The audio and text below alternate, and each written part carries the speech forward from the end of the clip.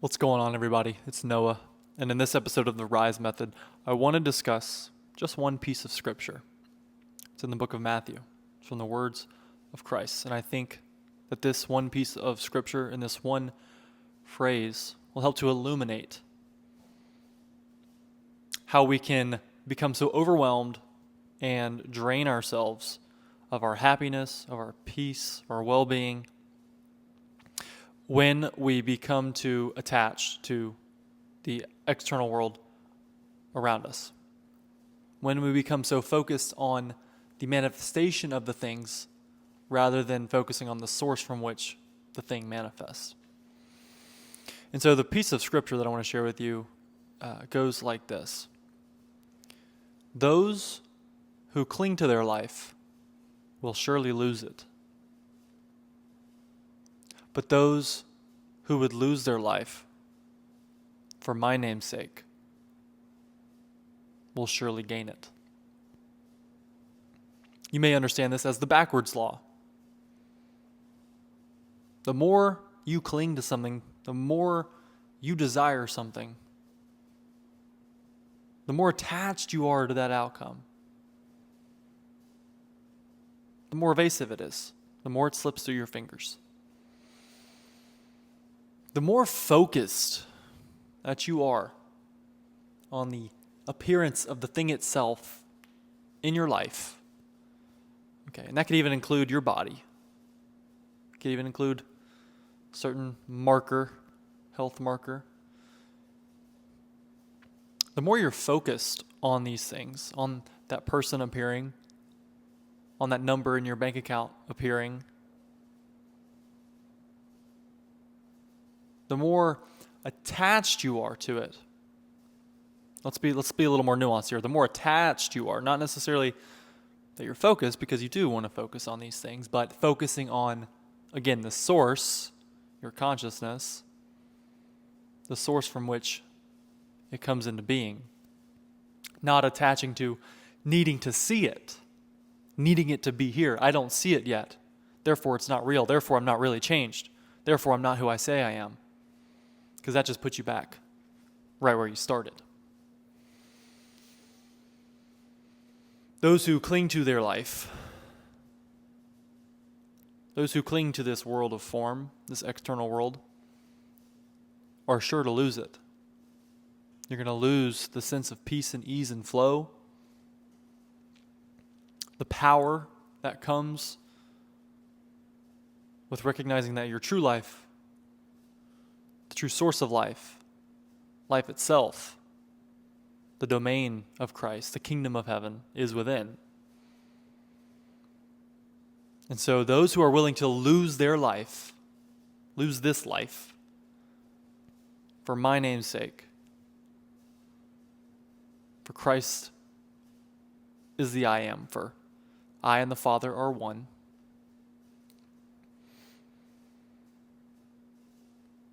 So for those who are willing to lose their life, for my name's sake, for the sake of the I am, for who you profess yourself to be, for how you identify in the world, they are sure to gain it.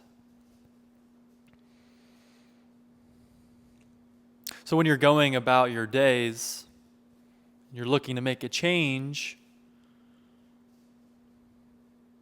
be careful as to whether or not you're looking and seeking that thing and needing to see it, really. Needing to see it to confirm to you that the change is present. Because the change is present by the fact that you say it is and that you believe it to be so. That's when the change comes into place. Not when it appears to you. The appearance is just a byproduct of that. Okay, the person coming into your life is a byproduct of you becoming more playful, more attractive, more centered in yourself.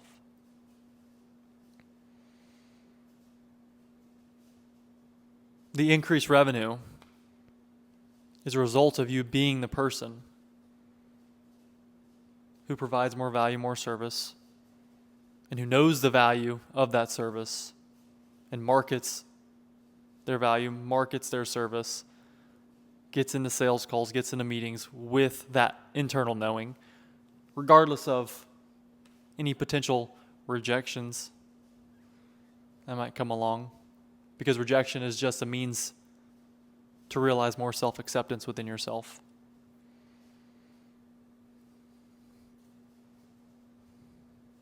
So when you can come up against the external world, or where you can meet the external world, live in the world but not of it, you can live in the external world. And yes, we desire the materialization of these things. We have a burning desire for it. This is the nuance in detachment, where it's not that you don't care. It's not that you don't want the thing.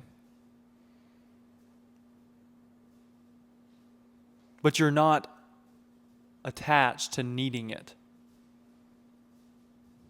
You don't need it to happen. You don't need it to show up to signal who you are. Because I am that I am.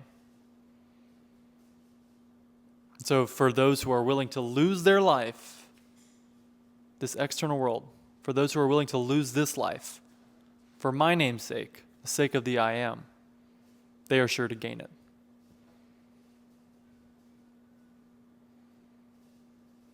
Such a powerful concept in one sentence. The more you try to hold on to your breath, the more you will lose it. It's embedded into the very fabric of your being.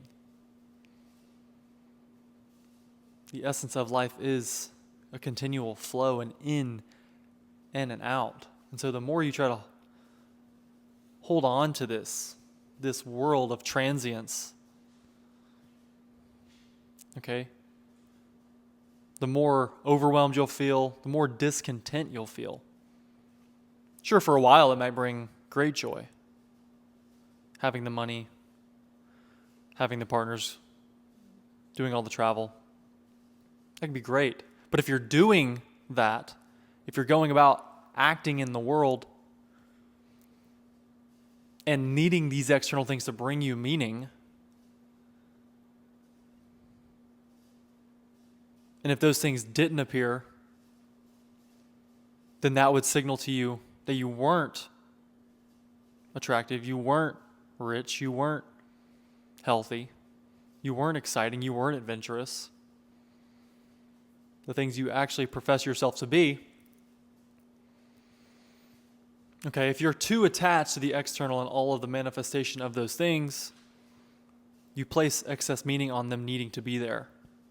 And thus you can have them, but again, it just brings you more strain and more worry and less flow and less peace. We're looking to act from a place of power, not a place of force. We've talked about this with David Hawkins, power versus force, and I'll put the scale up right here so you can see that. We're looking to act from these places of power, willingness, acceptance, joy, love, peace. Okay, in the states of force, you can roughly equate to an attachment to things external, to attaching to your primal programming. I'll link to a video talking about that in a previous episode. These forceful emotions are associated with survival-based states. But the point of your evolution, and the next step in your evolution as humans as a whole, is to transcend those forceful states by recognizing them and accepting them when they arise. It's not that we can just bliss out all the time. Maybe if you are a monk and you retreat, live a monastic lifestyle, that could be a calling for some, but for the majority of us living here in the world, you're going to experience forceful states. It's the essence of life. It's a natural process. You know, part of the RISE method is that it's an ever-occurring process of transformation, recognizing, imagining, surrendering, embodying. Recognizing, imagining, surrendering, embodying. In the same way, you're going to come up against forceful survival-based states, and in the acceptance of those, we transition to states of power. So in this case, that forceful state is the state whereby you need the external manifestation of something to confirm to you what you profess to be true in imagination. When in reality, it should be the other way around. That I am what I profess myself to be, regardless of what the external holds. In other words, stop giving a fuck. It's a great book, The Subtle Art of Not Giving a Fuck by Mark Manson. Essentially, to stop giving a fuck about what others say about you when you start to speak your truth. To stop giving a fuck about what a potential partner might think of you when you express your authentic self. To stop giving a fuck whether or not you get rejected in a sales call or what people are going to think about your marketing campaign.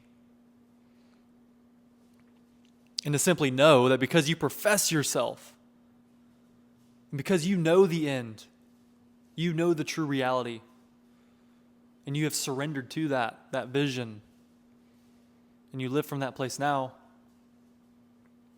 it's just a matter of time before the external catches up. And everything that contradicts that, you don't focus on it. Simply allow it to be. Accept it. That's what I meant by rejection, is self-acceptance, is a means to greater self-acceptance. When you are rejected, it's calling you back to recognize who you truly are. That is, who you desire to be.